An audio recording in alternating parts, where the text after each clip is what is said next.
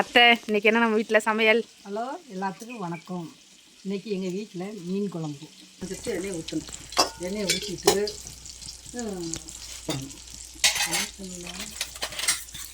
வெறும் வெந்தயம் மட்டும் போடணும். வெந்தயம் பொரிஞ்சதுக்கு முன்னாடி என்ன பண்ணணும், ஃபஸ்ட்டு இந்த புளித்தண்ணி கரைச்சி வச்சுருக்கோம் பாருங்கள், அதில் வந்து கொஞ்சோண்டு வெங்காயம், கொஞ்சம் தக்காளி, 2 பச்சை மிளகா இதை போட்டு என்ன பண்ணணும், பிணையணும்.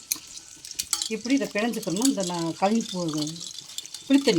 புளித்தண்ணியில் கழிஞ்சிக்கிட்டு அப்புறம் என்ன பண்ணணும், இந்த மிளகா பொடி போடணும். எத்தனை பேர் இருக்காங்க அவங்களுக்கு தகுந்தபடி மிளகா பொடி போடணும். இப்போ 6-7 பேர் இருக்கோம்னு வச்சுக்கோங்க. இந்த ஸ்பூனில் வந்து ஒரு 4 ஸ்பூன் போடலாம். போட்டு காரம் வேணும்னா காரம் வச்சுக்கலாம், காரம் கம்மியாக வேணும்னாலும் கம்மியாக வச்சுக்கலாம். ஏன்னா இப்படி போட்டு இந்த புளி தண்ணியில் பிணைஞ்சு மறுபடியும் பிணைஞ்சு எடுத்துக்கணும். கழனி தண்ணியில் வச்சா குழம்பு, மீன் குழம்பு கவுள் அடிக்காது.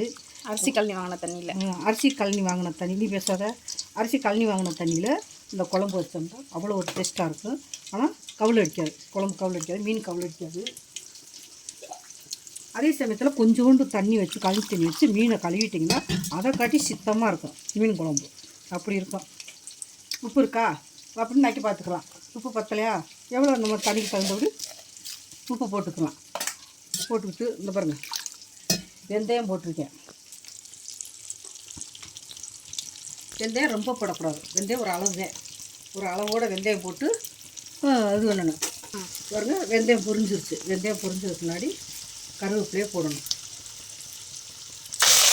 கருவேப்பிலை போட்டு நம்ம வெள்ளைப்பூட நல்லா நச்சுக்கணும், நல்லா வதக்கணும். நல்லா வெள்ளைப்பூட வதக்கணும். வெள்ளைப்பூட நல்லா வதக்கிட்டு இந்த வெங்காயம், தக்காளி, பச்சை மிளகாயெல்லாம் கொட்டிடணும். கொட்டிட்டு இது வதக்கையில் 2 உப்பு போடணும். உப்பு, 2 மஞ்சத்தூள். ஏன்னா மீன் கவுள் இருக்காது அந்த மஞ்சத்தூள் போட்டால். எவ்வளோ மிளகாப்பொடி போட்டாலும் 3 மஞ்சத்தூள் போடணும். அப்போ தான் இதில் 3 ருசி இருக்கும், டேஸ்ட்டாக இருக்கும். இது நல்லா வதக்கிட்டு வந்து வச்சுக்கணும். தலைமுடி கொஞ்சம் நேரம் இது வதக்குறது மூடி வச்சிடணும். நல்லா வதக்கியாச்சு.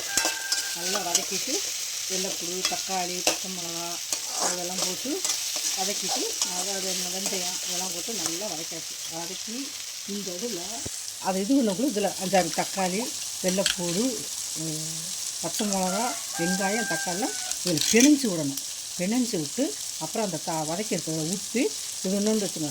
குழம்பு சூப்பராக இருக்குங்க. மணக்கும் பாருங்கள், குழம்பு வச்சா அது எப்படி மணக்கும். இதுதான் வச்சாச்சு. இதை இப்படி மீன் வச்சுக்கணும். அவ்வளோதாங்க. மீன் கொதித்து கொஞ்சம் நேரம் சென்று நல்லா குழம்பு வற்றினதுக்கு முன்னாடி இந்த மீனை அலசி வச்சுருக்க மீன் போடணும். வச்சாச்சு. இந்த குழம்பு வற்றிருச்சு பாருங்கள். மீன் கொதித்து 1/4 நேரம் சென்று இதை இப்படி அள்ளி போடணும். கெண்டைப்பொடி பாருங்கள், கம்மா கெண்டைப்பொடி இங்கே பாருங்கள், கம்மா கெண்டைப்பொடி பாருங்கள் எப்படி இருக்குன்னு பாருங்கள். இதை போட்டு ஒரு 2 கொதி தான். நல்லா கொதிச்சுன்னா எடுத்து மணமாக சாப்பிட வேண்டியது. பாருங்கள், 2 கொதி தான். அப்படி மிஞ்சி போனால் ஒரு 3 கொதி. பாருங்கள் எப்படி இருக்குங்க. இந்த மீன் குழம்பு வச்சாச்சு. எப்படி இருக்குன்னு பாருங்கள். இதே மாதிரி நீங்கள் வச்சு சாப்பிட்டுட்டு எனக்கு சொல்லுங்கள். அம்மா இந்திராம்மா இப்படி இருக்குன்னு சொல்லுங்கள். இந்த மாதிரி உங்களை எதிர்பார்ப்பேன் நான். பாய் எல்லாருக்கும். Good night, good afternoon. எவ்வளோலாம் இங்கிலீஷ் தெரியாதுப்பா, தமிழ் தான்ப்பா ரொம்ப. பாய்.